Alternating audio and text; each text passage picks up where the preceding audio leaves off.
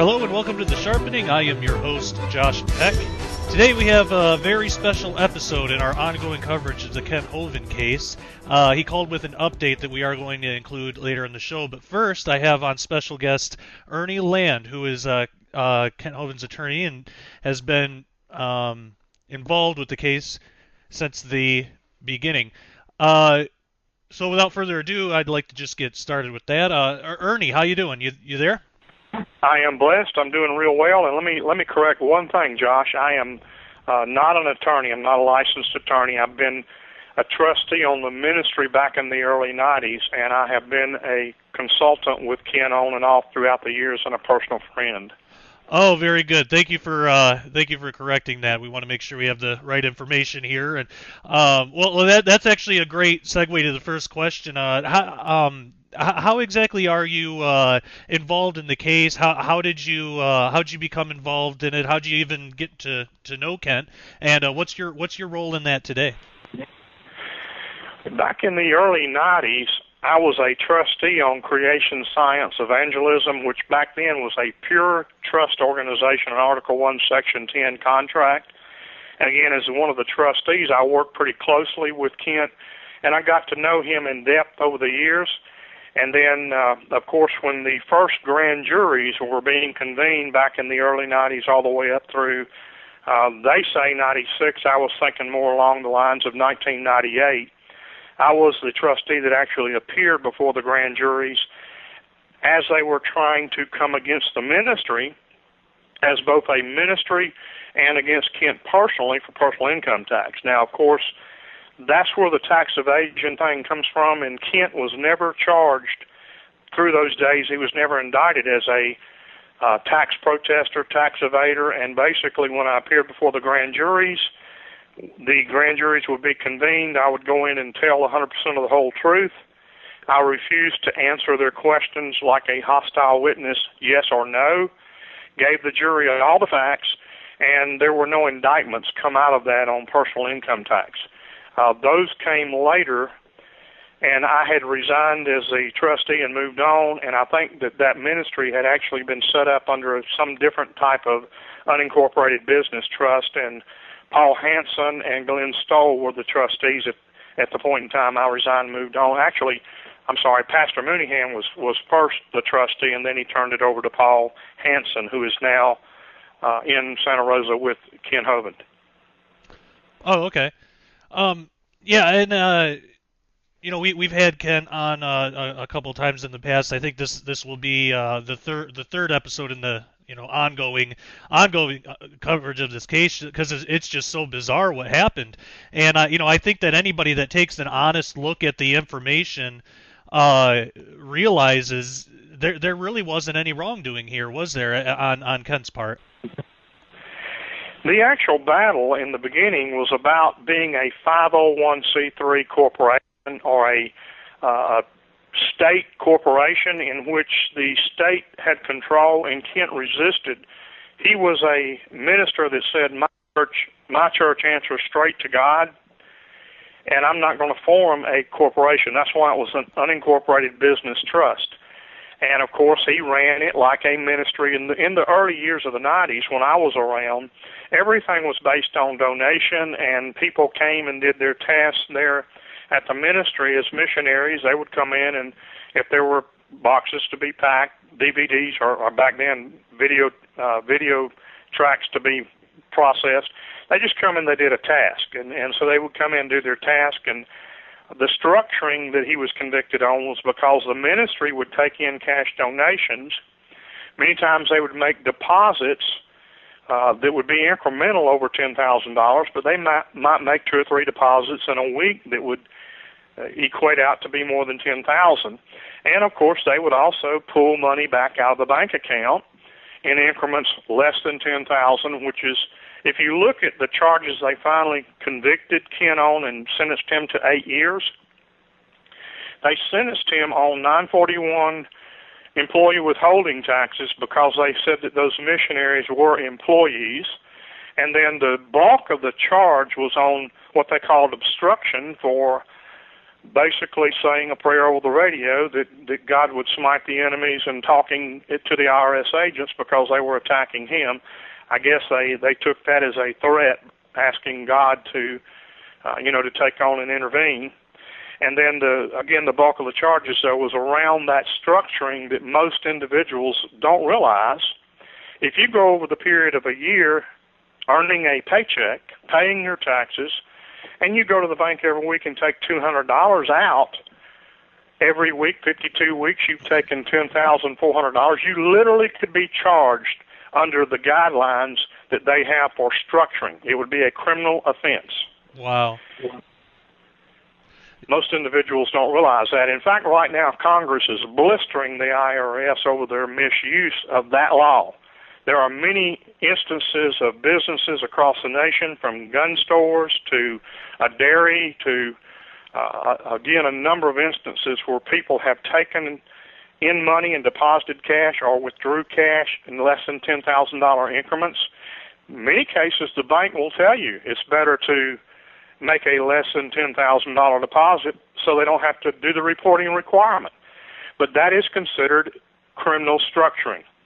And again, Congress is blistering the IRS over that now. They've caught them misusing and misapplying that law in a number of cases. And I feel like Kent, in the first case, had this structuring misapplied to him. In fact, the judge, Miss Rogers, who's the same judge from the first case, she said that he was the head of an extensive criminal organization. This ministry that had led hundreds of people to the Lord, speaking on creation across the world, and she called it an extensive criminal organization, which shows you the bias she has. Yeah, that's ridiculous. She's the same judge that tried to hold two teachers in criminal contempt for saying a prayer over their meal at lunch after an injunction she issued against Pace High School in Pace, Florida. Wow, that's horrible. What was the story with the supposed mail fraud that they tried tacking on more time to his sentence over? That's coming up for trial right now. We think March the 2nd. It's been postponed since September for all kind of different reasons. March the 2nd is the new trial date. It is actually conspiracy to commit mail fraud is what they term that as, and criminal contempt. In the original case, she ruled that the government could gain all of the properties from the ministry and from their personal possessions, their home and all the ministry property, and there were several pieces of property. They may have ran pretty continuously, but they were titled out individually as parcels.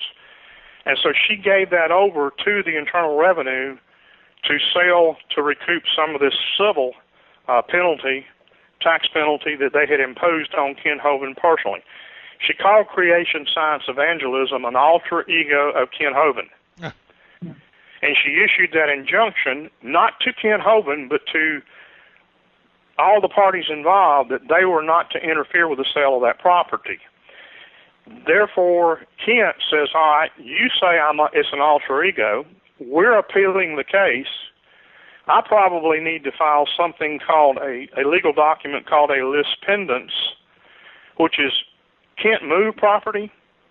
But what it does is it tells the buyers out there that's going to step in and buy those properties, you better beware because we think we have a right to this property. We have ongoing litigation in a higher court than Miss Rogers' court. We've appealed it to the higher court, and we feel like we have a right to this property. So buyer beware if you buy this property, and if we win our appeals, we're going to take the property back.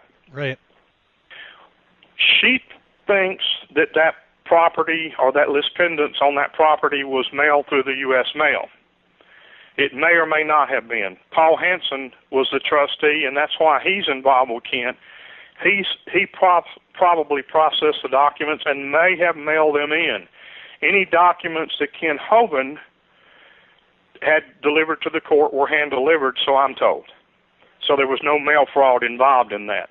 But what they're saying is he conspired with the trustee of the ministry to file these lis pendens to defraud the government. The problem I have with all that is a lis pendens is a legal document, and it can't move property. You can't take somebody's property. All you can do with that is tell the buyer, be cautious because we're still litigating this matter.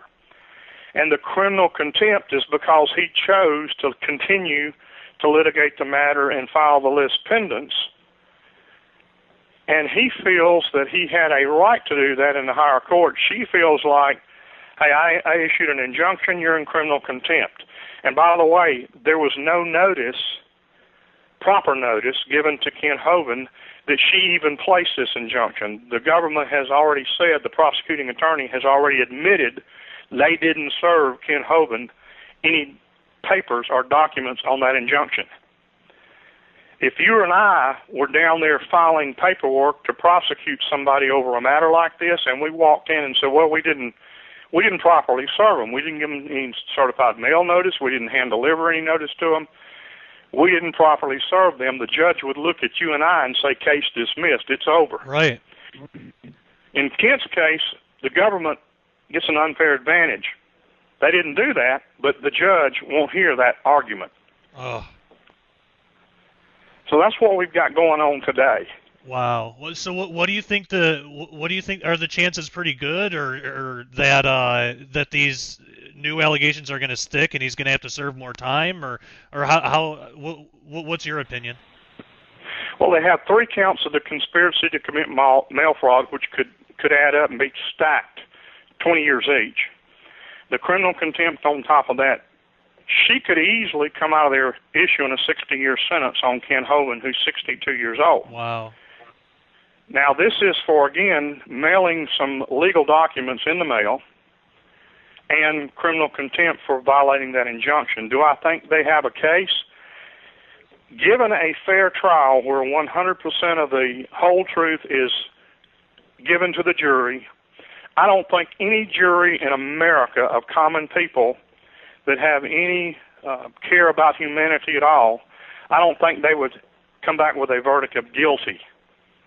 However, one of the things I see with judges is they're real good at excluding information, keeping evidence and true factual information out of the court so the jury can't hear it. So therefore, I do have some concern that this already biased judge, and we know she's biased against religion. She's shown through her actions before that she's biased against ministries and religion. I'm just concerned he won't get a fair hearing should it go to trial. And if it were to go to trial and if the case were presented properly, I don't think that they would have a chance in the world of winning a victory. I really don't.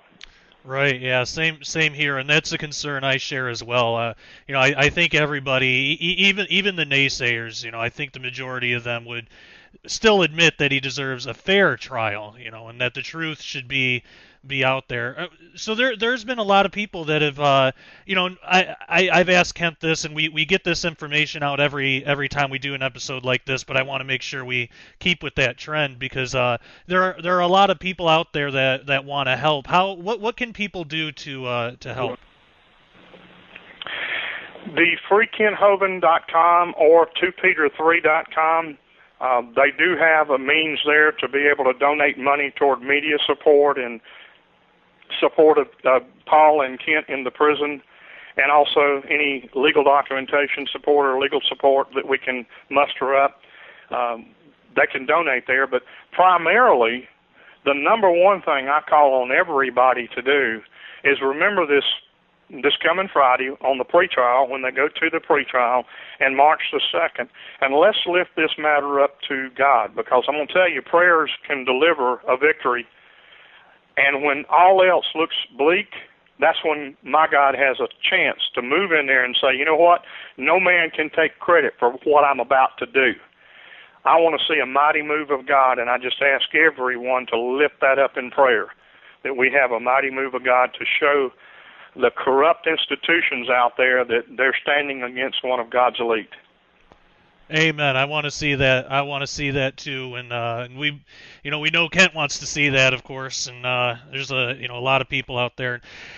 are praying for him and continuing to pray for him, and we at the Peck household here are praying for him. So I say anybody out there that's listening, even if you're unsure about the Kent case or really what to do with it, pray that the truth gets revealed. Pray that that God's justice is exacted, because that's what we should want anyway.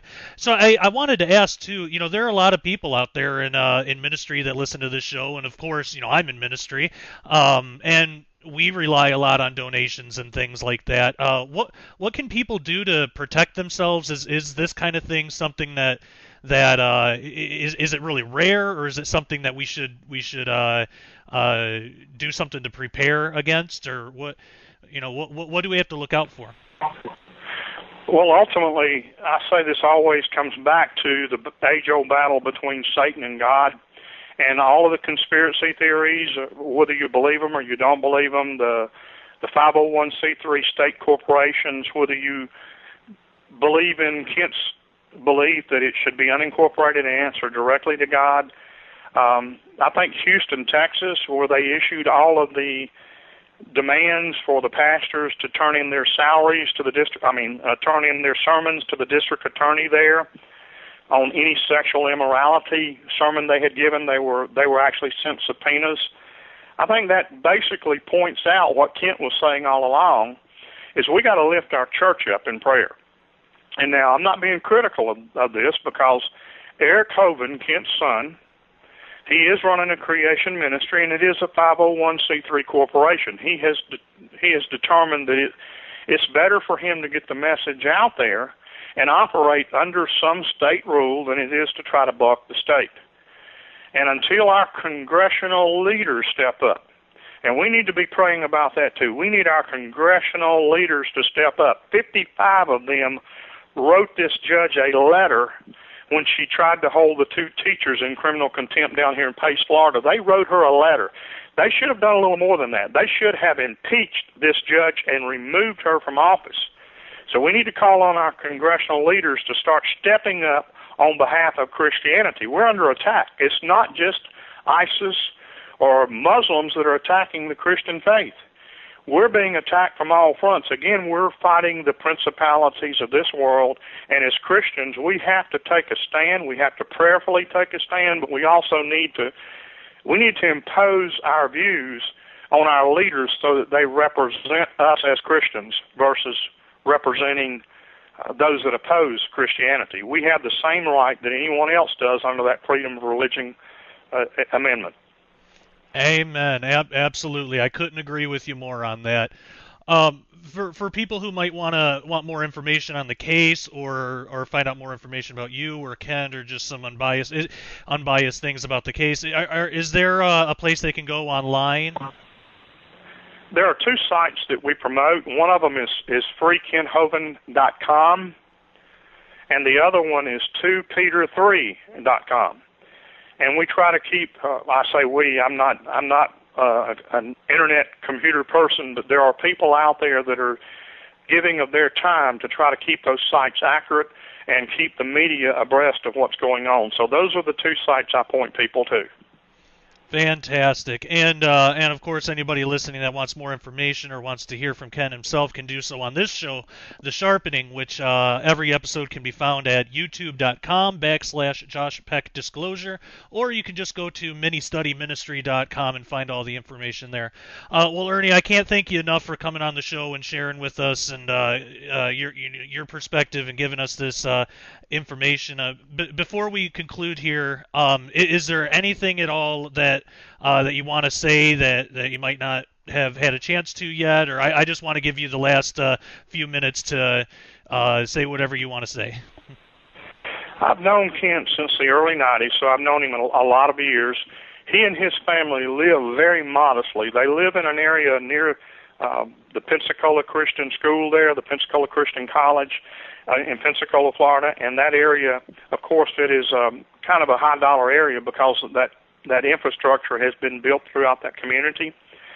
But when you looked at Kent and the way he lived and tried to be a good steward, and trying to be a good steward is part of what got him in trouble. The fact that he wanted to track time on these missionaries because some of them didn't do their job according to assignment, and so that got him in trouble. But Kent was a man that lived very modestly. He drove vehicles that were several years old. He lived in what I would call a middle-class home. And if you look at middle-class home, maybe in the middle to lower middle-class homes, he was not an extravagant, he was not like some of the ministers and TV evangelists that we've viewed over our lifetime that lived extravagant lifestyles. He didn't live like that. He lived very modestly, and he poured the donations that come in back into the dinosaur theme park and the creation science evangelism to expose the world to a biblical view of what took place in the beginning. And for that reason, I say he's a ministry 100%, and I don't care what the IRS says or what the naysayers have to say about that. His ministry led more people to a saving knowledge of the Lord and biblical views than many of the big-time ministries that are much more extravagant than what Kent had.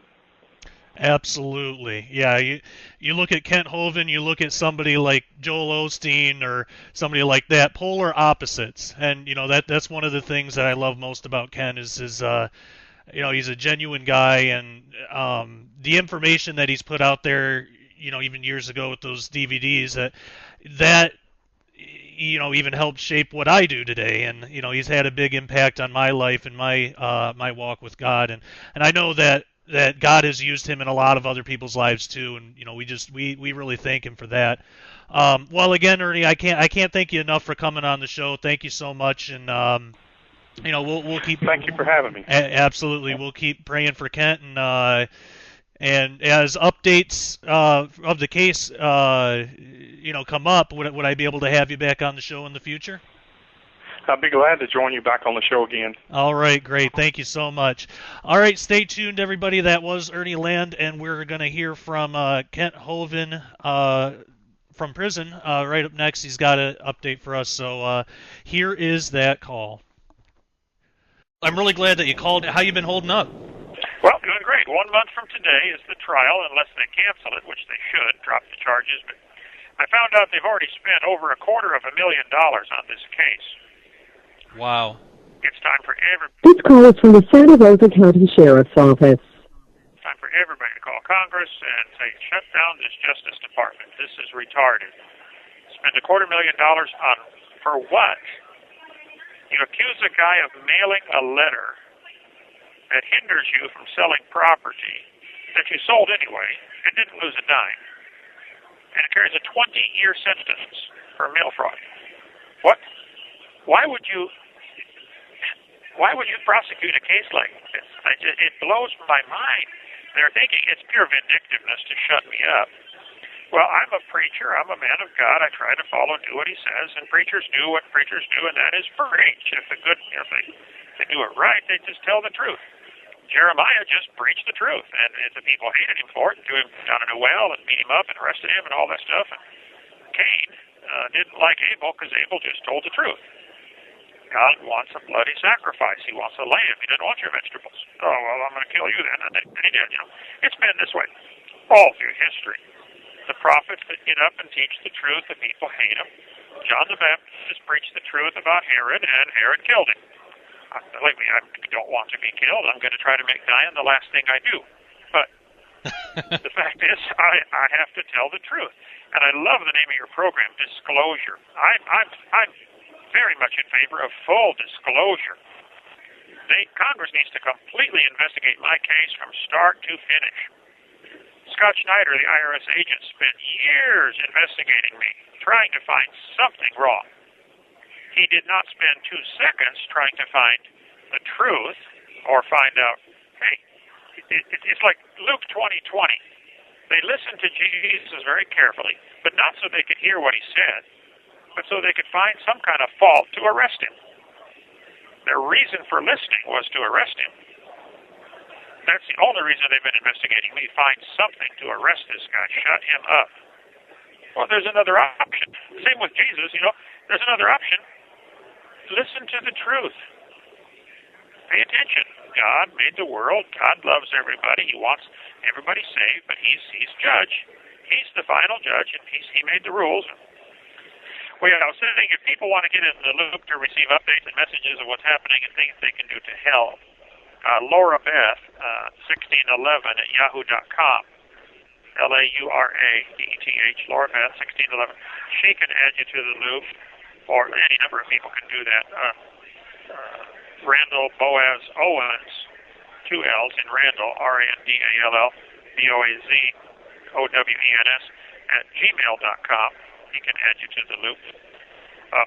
I think Gideon, Gideon sounded the alarm when the enemy came in Judges chapter 7. 32,000 showed up and said, we'll fight. And then God said, that's too many. And so Gideon said, tell everybody who's afraid to go home. And 22,000 went home. God said, that's still too many. Tell them to go get a drink and watch how they get a drink. If they stick their head in the water, they're not alert, send them home. And only 300 left the water up to their mouth. Apparently those were the alert ones, and 9,700 were sticking their head in the creek to get a drink, and God said send them home. So all God needs is a few hundred dedicated, alert, unafraid people to spread the truth. The colonies in America back in the 1750s and 60s and 70s, they were sick and tired of King George and his dictatorial method of governing. And so they just boldly spread the truth about what he did. If you read the Declaration of Independence, it's just a long list of the king's sins. Here's what the king did wrong. Just boldly just teach the truth. I think it's way past time that Americans, back in 1700s, they had a group of people all over the country called the Committees of Correspondence. If you got a letter about something going on, your responsibility was to copy the letter and send it to 20 more people or something like that. Committees of Correspondence. Well, today with the internet, gee whiz, it's lightning fast. You can spread it around the world in 5 seconds. So that's great. If people want to be in the loop, they can contact some of those folks. I did an hour-long interview today with Steve Anderson. People might want to get that and make it go viral. In Philippians chapter 1, Paul said that his boss, his being in prison, was furthering the gospel, spreading it, because people were made bold by his prison. They said, well, man, I'm going to go spread the gospel then.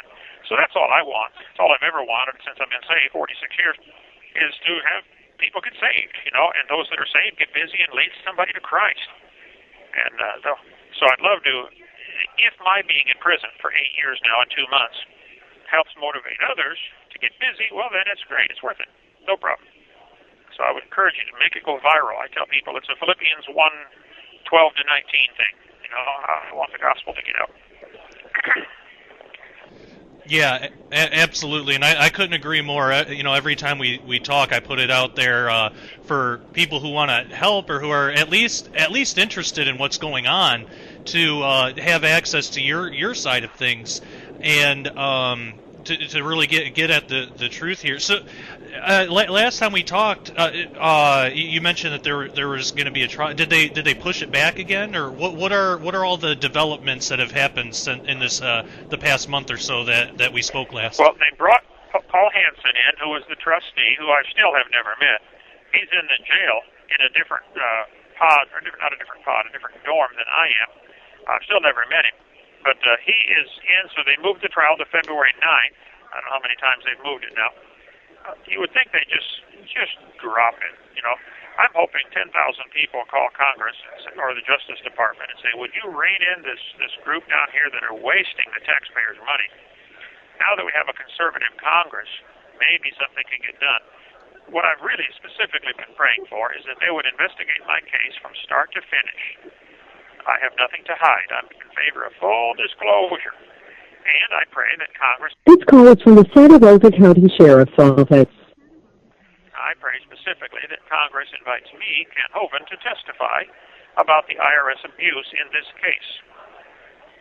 I wrote numerous letters to the IRS. I never got a response. Everything's up on 2peter3.com and numerous other websites. People should get those documents and copy them and send them around the world, especially to those who say I broke some law. Please show me, what law did I break? I tried so hard to obey. I'm not a tax protester. However, it was a bunch of tax protesters that started this country by throwing the tea in the harbor. So I'm not against them. Absolutely. I just don't have time to be one of them, you know? Yeah. So anyway, I appreciate anybody who's helping to spread the word, and but much more important than this is that people get saved. So if this causes people to get motivated and spread my videos on creation, praise God, go for it. I've tried not to waste my time in here. I've written a lot of books, especially my book on the end times. You know, what on earth is about to happen, about the rapture. I'm embarrassed that it took me 40 years to figure out the truth. 40 years of reading the Bible, and I missed just the obvious. We are here for the tribulation. I wish we weren't. Now, we're gone when the wrath of God falls, but the wrath of God is not the same as tribulation. But the book, I understand, is on 2peter3.com, though that's a website I have never seen. I've been locked up. It was created after I was locked. I haven't seen a website, period. I was telling my cellmate today, I haven't touched a tree in 7 months. Haven't touched a blade of grass. By the time I go to trial, I will have been locked up 99 months and 1 week. This is my 9th. Wow. This, a couple days from now, January 15th, will be my 9th birthday in prison. It was my 9th Christmas, my 9th Thanksgiving, my 9th New Year's. That's enough. I'm ready to go home. Okay? Yeah. If I had done some crime, I would say, look, I committed a crime. I didn't, though. I would love to say, somebody show me. Yeah, what absolutely. Did I do? Show me. What did I do? And you see that same phrase all through the Bible. When Saul was chasing David, David several times said to King Saul, "What have I done? Why do you want me? Why are you chasing me?" Job said, "What did I do? I'm going to maintain my integrity. If somebody can show me what I did, I'd be glad to, repent. But for what? What did I do? Anyway." Yeah. That's another. Yeah, exactly. Who's the real? Who's the victim? I mean, there's no, and that's why I'm really glad that John Holler was able to come on the program and after reviewing, what he could of the case and everything, and really show that there really has been no crime committed. There's no victim. There's nothing. Well, my charges back in 2006 were 3 basic charges, so there were 58 counts. 12 counts of not withholding taxes from employees, which should have been civil, not criminal. Why didn't you call me or write me and say, "Hey, we want to talk about this"? And I would have gone and talked to them. The pastor told us specifically, churches can't do that unless they have a contract, and if someone's ordained, like me and a bunch of the staff were ordained, they don't have to do that anyway. It's all in my 2005 affidavit. So I honestly thought, and still think, I was obeying the law that applied to me.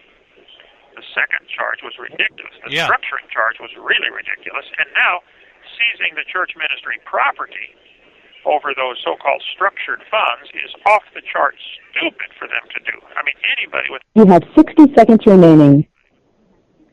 I'll call you back, but anybody with one eye and half a brain can see the government really overstepped on that one. So what I want them to do is return what they stole, say they're sorry, pay me some damages, and leave me alone. If you think I'm breaking a law, write me a letter and tell me. I'll answer. I promise I'll answer. Don't come arrest me with a SWAT team and drag my wife out of bed after 3 hours sleep in her nightgown and don't let her get dressed and take her down to the courthouse in her nightgown and handcuffs. Don't do that. Write me a letter. Hey, brother, thank you so much for getting the word out. Like I said, I just want to get the truth out. In case folks don't know, I'm Kent Hovind, was a science teacher 15 years and an evangelist teaching on dinosaurs and the Bible for 25 years, till they threw me in prison 8 years ago. I just did a radio interview today for an hour. I think it's already up online with Steve Anderson about why the prison system in general is unscriptural. It's wrong. It should all be shut down, and how to do it. Yeah. The biblical method of handling crime. Certainly, crime should be treated. I mean, everybody that commits a crime should be punished, including those who have a government job. If they break the law, they should be punished. There's no question. I'm in favor of justice. I'm in favor of those that break the law being punished. But right now, if your neighbor takes drugs and gets arrested and gets put in prison for 10 years, you have to pay for his lunch for the next 10 years. What did you do, Bob? Yeah. This is crazy. It's insane. Well, Steve and I had a great talk today for an hour on that topic, so I would encourage folks to go on YouTube. I guess that's where it is, and watch that. But one last thought. I do feel very much like Neo in the movie The Matrix. Right. Neo said, "This is insane. Why is this happening to me? What did I do?" It is so insane. Anyway, it's a big monster system, but a money-making racket. I'm in favor. Wow. I'm in favor of just shutting it down. Let's get back to what the Bible says. So, if people are they? I'm sorry. Go ahead. Are they still trying to get you on that mail fraud thing? Oh yeah, that's very much a case. Each of the 6 charges that they have carries like a 20-year sentence. They could Wow. give, in theory, they could give 120 years. I don't no clue what I did wrong there. Anyway, we'll see what happens. Hopefully there's some jurors that know about jury nullification. The whole country needs to be educated on a couple of things.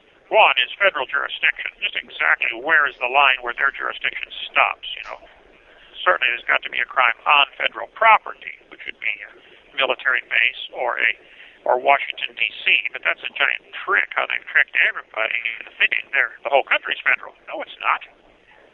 So, you need to have Paul Hansen on. He's an expert on that. You want him to call sometime? Get on your program? Oh, sure. Yeah, that'd be great. I'll see if I can get him to do that.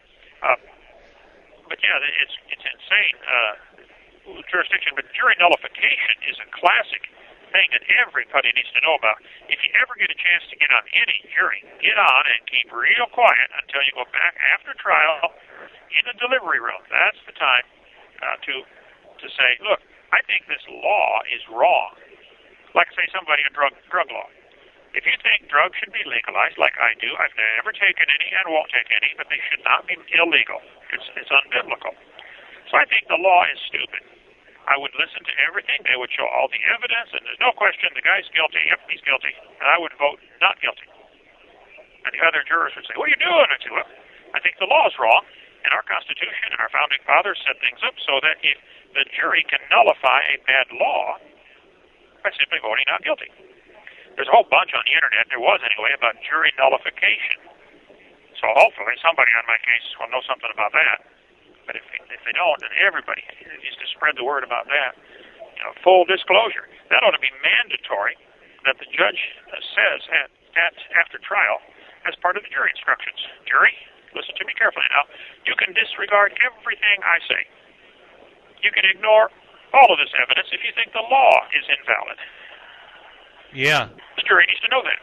What happens, though, is they terrify that poor jury and think, oh, wow, I got to do everything that judge says. The judge is the referee. You are the real judge if you're on the jury. You decide not only right or wrong, truth or false, guilt or innocence, you decide if the law is useless. Wow. Look up jury nullification. Get somebody on there. So anyway, I was peacefully reading my Bible, getting ready for staff devotions when they came and arrested me with a SWAT team. Why? Wow. I've never heard anybody. I've been a preacher for 40 years now. Why would you bring in a SWAT team to arrest a preacher and his wife who's sleeping in bed? She's 5 feet tall, weighs 110 pounds. A grandmother, a piano teacher. What is wrong with these people? Somebody needs to rein them in. And the solution, now that we have a conservative Congress, and believe me, the conservatives are most of the problem. They're the ones that call it it's tough on crime, tough on crime. Yes, this is not tough on crime. This is tough on families. This is tough on the country. I agree we should be tough on crime, but not this way. This isn't, obviously it's not working. Our prison system is exploding, so whatever we're doing, it's not working. And insanity is doing the same thing over and over and expecting a different result. Well, I think we've gone insane with our justice system. We have 5% of the world's population and 25% of the world's prisoners. What's wrong with this picture, okay? So I think we need to totally rethink it. Back in the 1700s, the men of our country were rethinking government. Okay, we don't want a king, that's for sure. That's not working. And they came up with a totally new system, a constitutional republic, where the law is supreme. No person, no lawgiver, nobody's supreme. But I gave to Steve Anderson a bunch of ideas, simple ideas that we could very quickly fix, or at least start to fix the system. I encourage people to get that and make it go viral. And I would absolutely. But let's fix this mess. Instead of cursing the darkness, strike a light. Turn on a light. Don't curse the darkness. If your neighborhood is falling apart and it's wicked, well, get busy and go win some souls. Do something about it. That's always been the solution. Strike a light. So if there's corruption in our government, well, shine the light on it. I answer a lot of mail here. 17,000 letters I've answered since I've been in prison. I say, look, wow. all Gideon had was light and noise.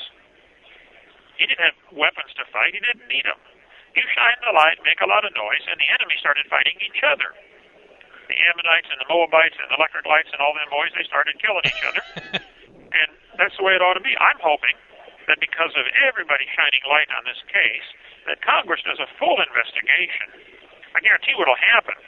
The U.S. Attorney is going to start pointing fingers at the judge, and the judge is going to point at the IRS, and the IRS is going to point at the judge and the U.S. Attorney, and they're all going to fight each other. And I'm going to go home and go back to preaching on dinosaurs. Yeah. Which is what I was doing before. Yeah, absolutely. Yeah, we got to get you out of there and get you back to work. County Sheriff's Office. We got to get you out of there and get you back to work, because it's really important, and especially in our day and age today when a lot of the church just isn't talking about that stuff, and you're one of the few that will. Well, amen. In 2 Peter 3, Peter wrote and said, in the last days the scoffers would be willingly ignorant, which means dumb on purpose. The scoffers would be ignorant of the creation and the flood and the coming judgment. And my videos on the creation and the flood are now in 40-some languages, and they go all over the world, and I've seen many tens of thousands get saved, which is wonderful. That's the goal. But I kind of avoided the coming judgment because I really wasn't sure. I'd been taught that stupid pre-trib rapture idea for 40 years, and I just believed it because I didn't check it out myself, and I feel embarrassed. Anyway, I know now, so if you get my book, What on Earth is About to Happen, for heaven's sake, it's on 2peter3.com. I'm not sure where else it is. I think Amazon has it. All I want to do is get people saved and get them ready for what's coming. So anyway, brother, I hadn't talked to you in a month. I thought I'd at least call and check in. We got supper coming here in about 1 minute. Okay. But if people want if people want to be in the loop and receive messages of what's going on, they can contact any number of people and say, add me to the loop. Laura Beth, who does secretarial work for me right here in Milton, Florida, LauraBeth 1611 at yahoo.com. She can add you to the loop. Ernie Land can add you. His email is docfog, like a document in the fog, DOCFOG, at earthlink.net. Earthlink.net. He can add you. Randall Boaz Owens at gmail.com. He can add you. This call is from the Santa Rosa County Sheriff's Office. Randall has 2 L's. Randall Boaz Owens, plural Owens, at Gmail. He can add you. But just say, add me to the loop. And what I want people to do is when you get an email, then you spread it onto your chain, 50 or 100 or whatever you got, 1,000 people. And if anybody wants me to do a radio show or has any questions, particularly questions on creation evolution, I prefer that. That's my specialty, not all this legal stuff. But if they have questions they want me to answer, that they can post my answer online. I wrote a book. It's my email exchange with an atheist in Minnesota named P.Z. Myers, very outspoken atheist. And so the book is called Whose Mouths Must Be Stopped, based on Titus 1:11. I debated the guy for a week or so on the internet back and forth, and his responses got shorter and shorter, and finally he just shut up, which he should have done to begin with, because it was retarded what he believed. But anyway, that's available in book form. I want to help people. So anyway, if people want to, you didn't want me to call, Laura can explain how they set up an account, or you could too, I'm sure. I can only collect from here, and I'm sorry about that. But when I was out before it's I not came your to fault. prison, I did hundreds of radio programs, before I came to prison, and preached about 900 times a year on defending the Bible as being scientifically accurate. So if you can find somebody who believes in evolution who's brave enough to debate, please count me in. You know, they're real brave in front of their students where they have an obvious academic and psychological advantage. But they don't give me a grade. They can't fire me. They don't pay me. And I'm not the least bit afraid of them. So it's a it's a level playing field, which they don't want. And so count me in. I'll be glad to call. You can record the program. So get hold of Laura Beth and say, hey, have Kent call me at such a time, and she knows the good times and everything. We're Central Time Zone here. Mornings are best. It's noisy. You can hear the noise in the background now. All afternoon is real noisy here. But anyway, brother, I appreciate your prayers. And if Congress gets enough phone calls to investigate, maybe they'll just simply drop it. Brother, you've been a blessing. Keep up the great work. Oh, you too. Thank you so much. Thank you, brother. Bye-bye. Yep, bye. All right, so there you have it, the update with Kent Hovind and with Ernie Land. I hope that you will take the time to pray about this situation, whatever side of the line that you fall on, whether you're a Kent supporter or not. At the very least, pray that the truth gets revealed, whatever that truth might be. Now, anybody that knows me knows that I am a supporter of Kent Hovind. I love his ministry. I don't believe that he should be in prison, but that's my personal opinion. And I had to go through the process to make that choice myself, and I just highly suggest that everybody should do the same. Look at the information, look at it unbiasedly. You can even listen to the shows that we provided here on the Sharpening. We've had John Holler on before to give his perspective, and we've talked to Kent about 3 or 4 times now. We just had Ernie Land on, and we're going to continue to cover the story as it continues. And there's a lot of great resources online too. 2peter3.com, as Ernie mentioned, is a great resource, and you can also go to freekenthovind.com. And I actually have as I'm recording this, I have that website up here. And I wanted to read a couple things off of it because it's important, especially for the timing of this episode. There's a call here for international observance and prayer event for Kent Hovind, and I'm just going to read the information right off the website here because I think that's the best way to go. But please visit freekenthovind.com to get the latest on this. It says, with less than 2 weeks away before Kent Hovind goes to trial, supporters are calling for international observance and prayer. On Thursday, February 19th, 2015, starting at 8 a.m., everyone is encouraged to fast until the morning of Friday, February 20th, 2015, at 9 a.m. Eastern Standard Time, 10 a.m. Central, at which point Kent Hovind will have his pre-trial hearing. On Friday, February 20th, 2015, 10 a.m.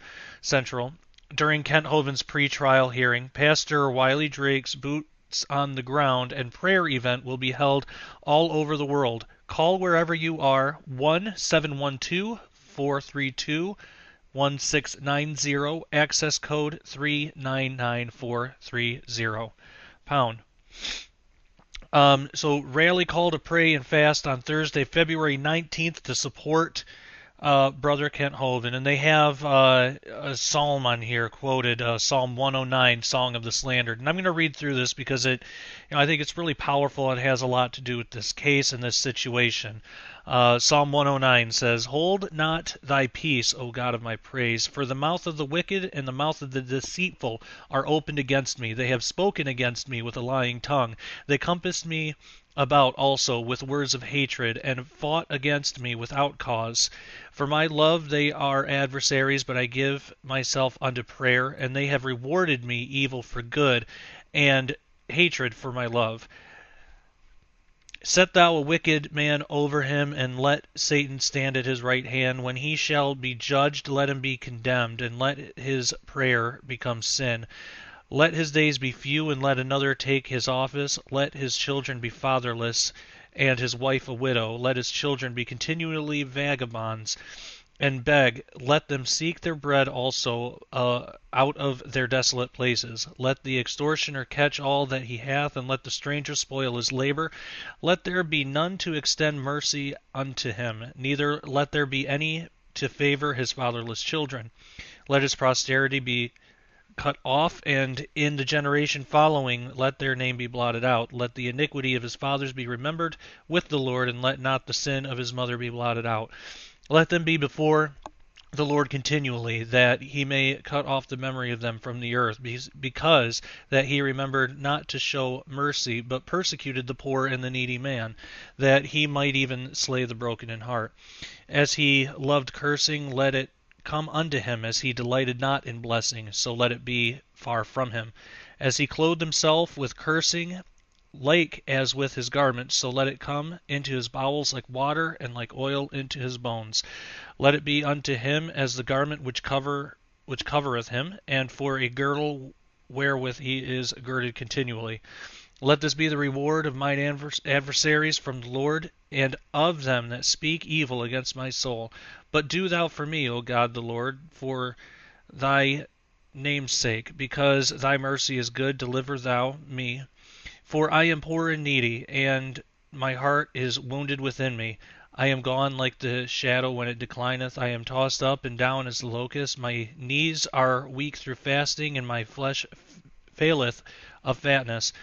I became also a reproach unto them. When they looked upon me, they shake their heads. Help me, O Lord my God. O save me according to thy mercy, that they may know that this is thy hand, that thou, Lord, hast done it. Let them curse, but bless thou. When they arise, let them be ashamed, but let thy servant rejoice. Let mine adversaries be clothed with shame, and let them cover themselves with their own confusion, as with a mantle. I will greatly praise the Lord with my mouth, yea, I will praise him among the multitude, for he shall stand at the right hand of the poor, to save him from those that condemn his soul. And that again is Psalm 109. You know, the only thing that Kent's really asking for here is that the truth comes out. And I think that's something that we can all join in together in prayer, that the truth comes out. I think that that's something even those skeptical or those critical of Kent's side of things can get behind. I think everybody just wants to get the truth out, and for Kent to have a fair trial. So we have some information here too. This is also off of freekenthovind.com under the link Help Free Kent. And I wanted to put this in the show because it really just can't be stated enough. How important this is, and how you can help. So here's that information. And again, this is from freekenthovind.com. It starts off here with Ephesians 6:10 through 11. Finally, my brethren, be strong in the Lord and in the power of his might. Put on the whole armor of God, that ye may be able to stand against the wiles of the devil. And that really is what we're dealing with here. I mean, we're dealing with the wiles of the devil. This is his strategy all over, persecuting Christians, persecuting the church. And like Ernie said in the show, it's not just ISIS or the Muslims that we have to worry about. You know, that is going on, but we have to worry about our own government sometimes and the people in charge. The unfortunate thing is we're not a Christian nation anymore. Maybe we never were, but when we look at our leadership and everything, are they acting very Christian? I would say not. I could go on and on about that, but back to the information here. So there's a way here. It says, contact anti-Christian Judge Rogers and her boss and let them know how displeased you are with Judge Rogers. That's something that we were talking about with the judge earlier in the show. And it says here, too, important, do not do something stupid like make threats, condone violence, or anything unbiblical. And that, I can't stress that enough. That's not going to get anywhere. That's not what we're called to do. We're called to put the truth out there and even love our enemies and stuff like that. And so don't make any threats or anything. That's not going to go anywhere, and you'll probably just end up getting yourself in trouble. So here, her boss's information, Senior District Judge L.A. Collier, phone number 850-444-0174, and fax 850-444-0177. It says, let's let them know about our displeasure about this anti-Christian Judge Margaret Casey Rogers. Now, Judge Margaret Casey Rogers' contact information, Pensacola Division, phone number 850-435-8448, fax number 850-437-7897. So you can fax your disapproval in letter.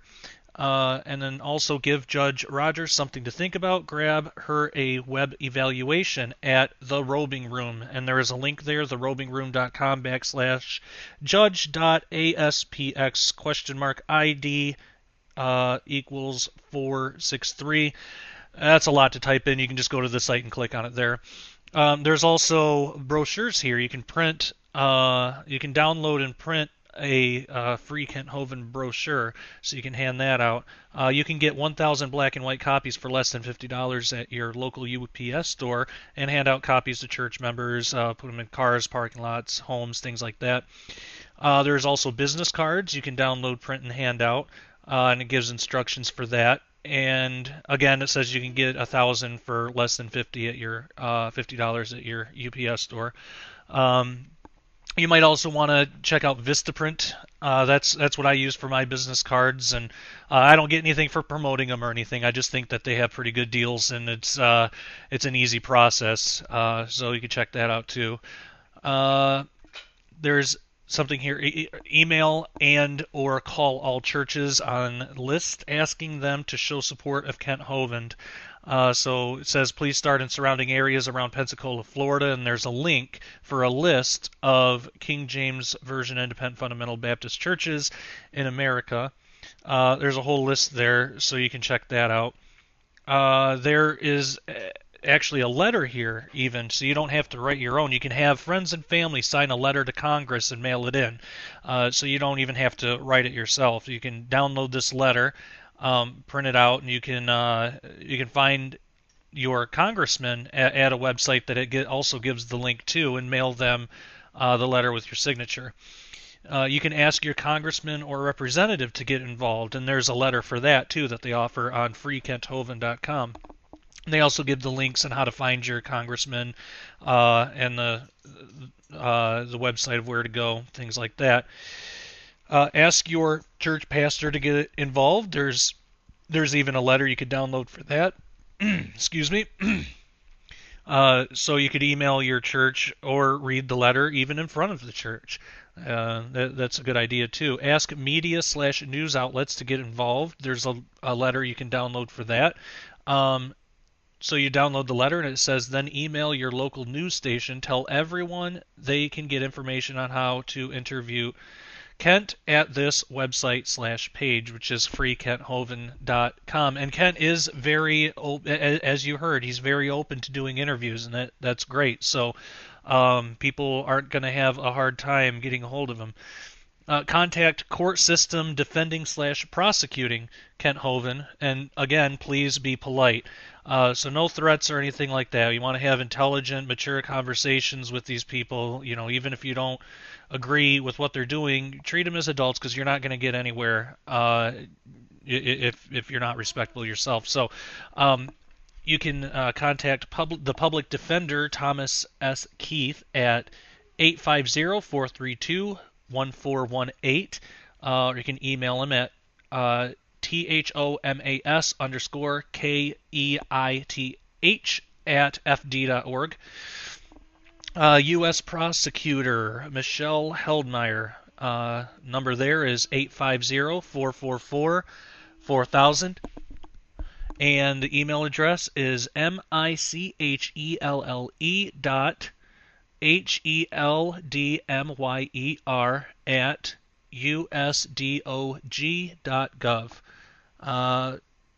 Then the number for Judge Margaret Casey Rogers is 850-435-8448. And U.S. Prosecutor Tiffany Hope Eggers is 850-444-4000. And the email for her is tiff@usdog.gov. ANY.EGGERS@USDOJ.gov. There's also something here that says, pray or gather around the courtroom to demand Kent Hovind and Paul Hansen set free on March 2nd. Join the Free Kent hashtag Free Kent movement. Click here to see the 2 Peter 3 event. So there's a link there. If you can't show up to the courthouse in Pensacola, Florida on March 2nd to demand Kent Hovind and Paul Hansen are set free, please pray. And then write a letter asking Pensacola jail release Kent Hovind. Again, please be polite. And you can mail your letters to United States Courthouse, 1 North Palafox Street, that's Palafox Street, Pensacola, Florida, 32502. And lastly, there is a petition, and it says they have over 21,000 signatures in their previous petition. So a new petition goal is to reach 99,000. So there's a link there where you can sign a petition. So there's all sorts of ways that you can get involved and you can help. Look all that up on freekenthovind.com. But most importantly, pray. That's the most important thing that you can do is bring this up with God, and just pray that things are going to work out how he wants them to work out, basically. Pray for Kent, whatever side of the fence you fall on. Pray for him. Even if you think he was wrong, he did something wrong, then pray for him. Pray for him anyway. There's nothing wrong with that. Ultimately, God knows the truth. God knows his heart. God knows what happened. God was there and we weren't. So we got to leave all that up to God, but take it up with the Lord. So there's all the information. That's how you can help. If you have any questions that you would like me to ask Kent the next time I have a chance to talk to him, please send them my way. joshpeckdisclosure@gmail.com. You can send all your questions there, and again, of course, I would ask too. Please be respectful.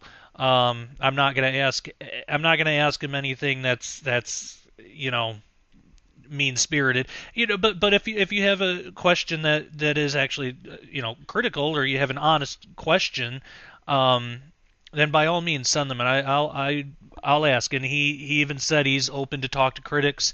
He's even given information on how critics can get a hold of him. So if you're not sure really what to do with it, or you're still looking at the case yourself and you have questions, then send them my way. I'll be happy to ask. And also, I'll say, this is the sharpening. This isn't our typical episode. Usually we're asking authors questions and things like that. But this is really the only kind of news story that we have that we continue with.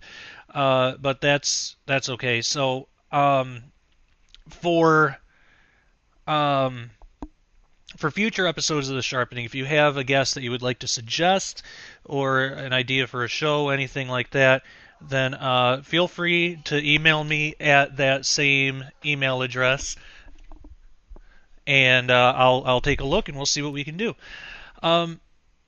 So if you'd like to find more episodes of The Sharpening, you can do so at ministudyministry.com and my YouTube channel, youtube.com/Josh Peck Disclosure. Also, if you care to help support Mini Study Ministry, which is my ministry, and it's where The Sharpening is, all my books are, all that sort of stuff, you can do so at ministudyministry.com. There is a link to donate, and your donations go to the everyday running of Mini Study Ministry, and they help bring you more episodes of The Sharpening, as well as more books and other materials. I will say, only donate if you feel God leading you to do so. If you're not sure, or if you don't feel led, you can always pray for us. We can always use more prayer. We're not 501c3, so your donations aren't, they're not tax deductible, and I'll never be the kind of person that's going to promise you extra blessings from God or a miraculous tenfold return on your money or anything like that. We're not in the business of making promises for God, but what I can promise is that your help, whether it's prayer or financial, is greatly appreciated. It keeps us going, and really it's the only reason that we're able to continue doing what we do. So I think that being said, we're about all out of time, so I want to thank you for tuning into The Sharpening. I am your host, Josh Peck, and as always, take care and God bless.